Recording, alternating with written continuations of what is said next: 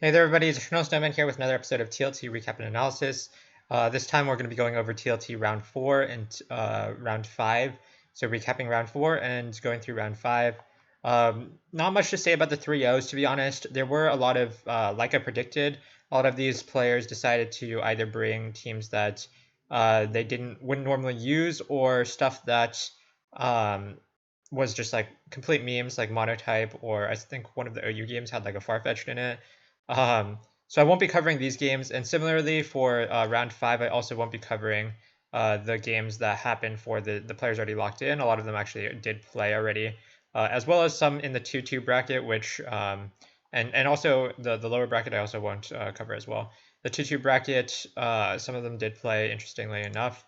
But yeah, so going ahead and talking about the matches, XV took it in 3 games over the Green Roman, pretty clean games as well. Blink Boy beat me. If you want to see this match, go check it out in my channel. It's 2 games pretty clean to Blink Boy and UU and OU. 52 Gambit beat Failures in 3 games. HYS over Prince Tacos in 3 games. PokeArt over Not in Hacker in 3 games. A lot of these sets this week were in 3 games.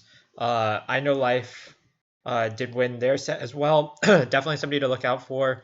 Like I've been saying for all of TLT in the elimination bracket. So all of these players in this 2-1 bracket have punched their ticket into the next elimination stage with the top 32 players. So XV, Blink Boy, Gambit, 52 Gambit, HYS, PokeArt, I Know Life, I'm Just Gray, Arse9, APW, along with all of these players at the top, and then whoever wins in the next 2-2 set. So I think the notable ones here, Arse9 did beat Saba here. I think Arse9 has looked kind of shaky in a few of his sets up until now, but the big win over Saba, who has had like a pretty good performance up until now in TLT, is a really big win and kind of shows that Arsenal maybe is still going to be a threat to be reckoned with. And just because he had a few like shaky performances in the past, it's definitely not going to affect his performance in the bracket stage. So definitely still going to be somebody to look out for sure.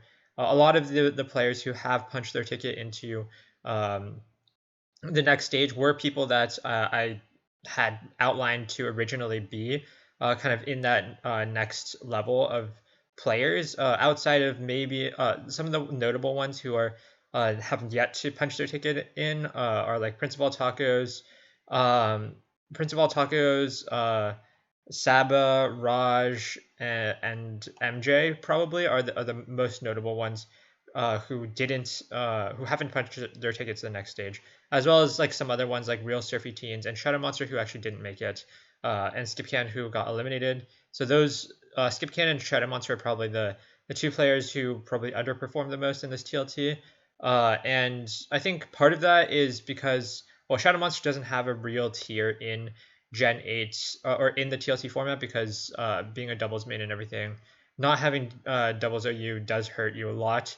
And then Skipcan was a lower tiers main. I think he played a lot of NU and PU prior to this, but with how much the lower tiers have gone shooken up with the DLC, it's not that surprising to see that a player who once had a lot of dominance over their tier in like BLT, for example, was going to be a lot more shaky throughout the course of this tournament, where the metas were constantly changing, and it's hard to really just build and be very good at some of those lower tiers. As you notice, a lot of the top players are people who have either had good results in a lot of different tiers, or are people who are good at like OU, for example, who have been able to succeed the most, because those are tiers that don't really change that much. Like the lower tiers between UU and PU have changed a lot throughout the course of this tournament. Um, but tiers like OU, LC, and Ubers are the tiers that have stayed the same throughout the course of the tournament. So people who are able to rely on those tiers to find success can often be more successful. So yeah, and then MJ and Deckham's match was also pretty interesting. Deckham winning both the OU game pretty solidly. He had a really good McGearness set for that matchup, and it managed to basically clutch out the win against MJ. And then also took RU, which was kind of like a cheesy game. where MJ tried to use some screens or some HO, I think it was screens, with like line noon and stuff, but it didn't end up working, and Deca managed to beat that out. Um, so he took that set. And then, yeah, like the other players in this pool, relatively understandable matches. Fat Fighter also notable for punching his victory into punching in his ticket into the next stage, considering that he started 0-1. I think out of these players, he may be the only one who actually started 0-1. Maybe Pokeart did as well. But yeah, definitely a good performance by him, making it into the bracket stage. In the 1-2 bracket, people in this bracket got eliminated if they lost. And then if the players who win are going to be put in the 2-2 bracket, where they will play for their spot in the elimination bracket, or sorry, the bracket stage. Maki beat McCoy relatively solidly. Tote over Halamon. Uh, yeah, none of these were well. Okay, Skip Can over Lethal Hobo, which I touched on a little bit earlier, was pretty notable. And Vamshi over Shadow Monster was also relatively notable. I believe this set was actually relatively hacksy though, so I don't remember too much about it. Lugia Numer was also somebody who I thought was going to bounce back, but wasn't able to. Kind of, I feel like he's gotten worse throughout the course of or not TLT, since his last BLT performance with the Swamperts, which he actually had performed pretty well on over a year ago. I feel like he either hasn't done a good job at adapting to Gen 8, or he's just been playing less, which is completely a fair and valid reason to get worse at Pokemon if you just have other life obligations or you're not as invested in the game. I mean, it's completely understandable. But as for my evaluation of his skill level, he just hasn't been that good throughout the course of this TLT. And it did show in a lot of his sets. So, yeah, not much else to say here about the rest of these players. So we can just move on into round 5. So, yeah, some of the matches already happened, but I'm not going to be covering any of these matches because they honestly don't matter at all. These guys are just going to be the people who are playing in the bracket stage already. They're guaranteed and whatnot. So it doesn't really matter what their final results is. I mean, like, it matters, quote unquote, in the sense that they'll get matched against somebody who is lower seeded, but that also somebody could be somebody like MJ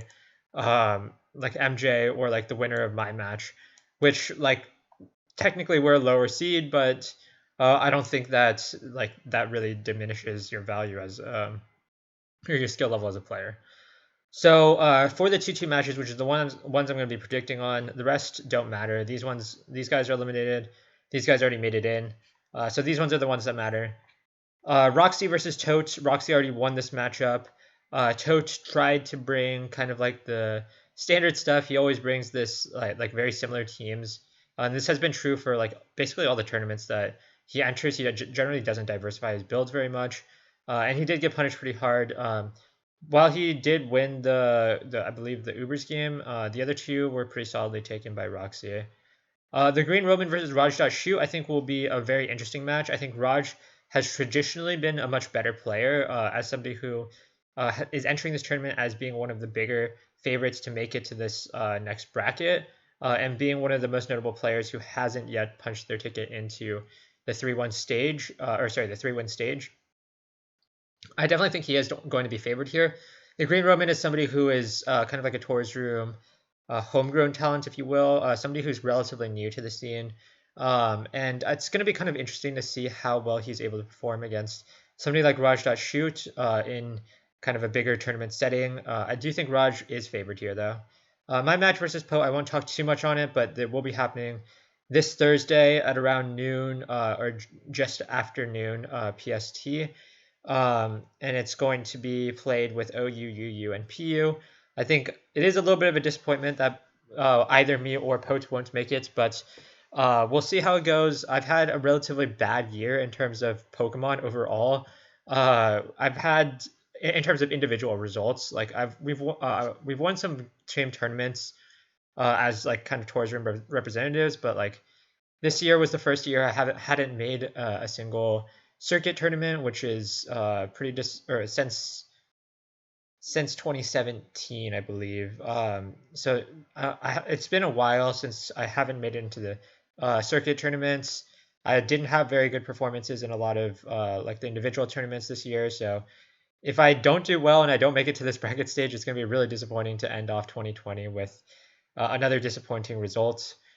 Seeing as I don't really have any major results to show for this year other than like some VGC results. But yeah, going to be a pretty interesting match, definitely. So I'm going to be recording my part of it and posting it whenever that happens. And even if I lose, I'll be covering the rest of TLT until the end. Anyways, so oh wait, did Gray change his name? Oh, okay, I'm just Gray changed his name to Gray. Interesting. I didn't know that. Anyway, LCAP beat Maki, meaning LCAP of all people punched their ticket um, into the 3-win bracket, which is pretty interesting. Surfy Teen versus Saba, I think this one is also a relatively interesting matchup.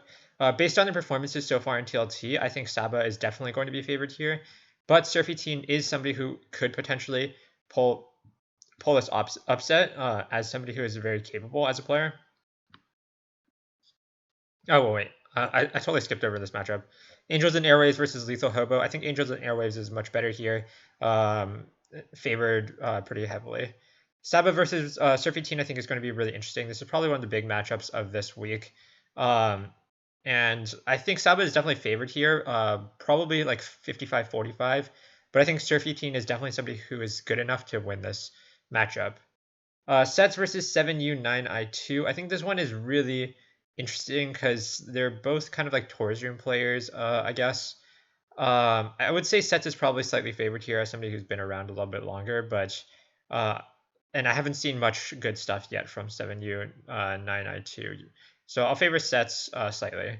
Balor versus Ronman. I think Balor is much better here. Not much else to say.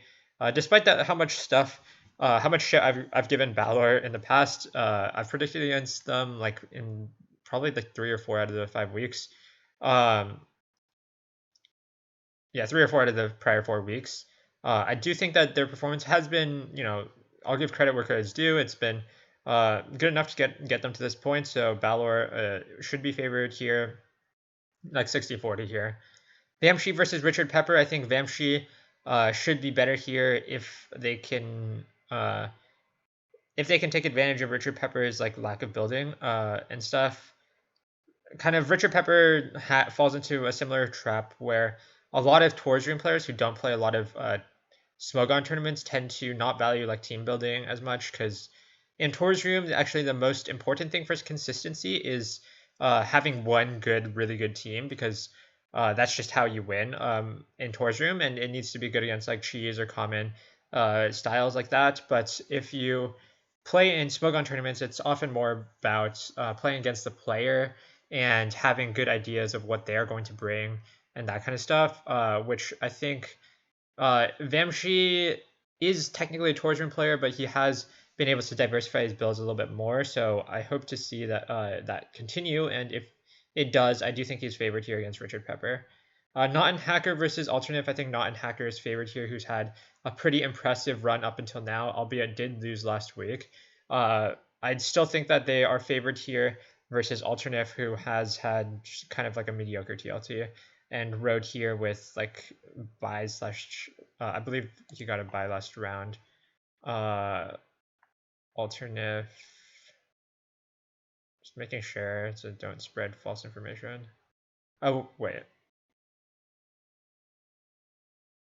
yeah, no. Alternative beat Kabila Pak actually, but who's gotten like a relatively um, unimpressive run so far, in my opinion. I think Non-Hacker has had better games, and I'm generally going to favor people who have fallen from the 2-win bracket down to the 2-2 bracket versus people who went from the 1-2 bracket up, because basically how Swiss works means that your competition as a higher win bracket will tend to be better. So yeah, MJ beat Failures in a pretty solid set, winning the LC game actually out of all games.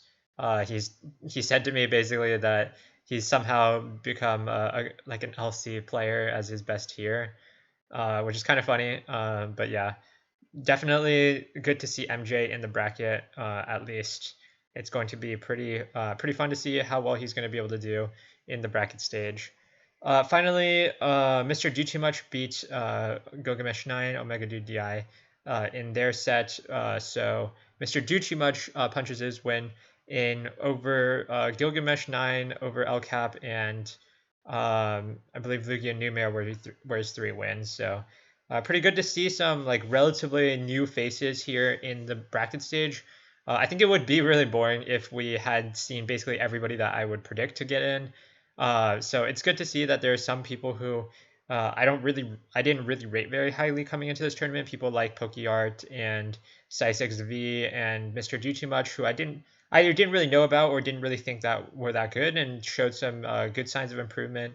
Obviously, a lot of the people up at the top were people that I kind of pointed out to be, and Fat Fighter too, as another guy who I didn't really know much about beforehand. But like a lot of these players obviously are going to be people that we kind of knew going into this tournament. So it's good to see like a mix of new names and old names. But yeah, I hope you guys enjoyed. That's about it for this week. Um, there will be a actual live recording of my match versus Prince of All Tacos this this Thursday after the game happens. So look forward to that. And other than that, I'll see you guys in the next episode of TLT Recap and Analysis, which will happen next week as the bracket stage begins. So yeah,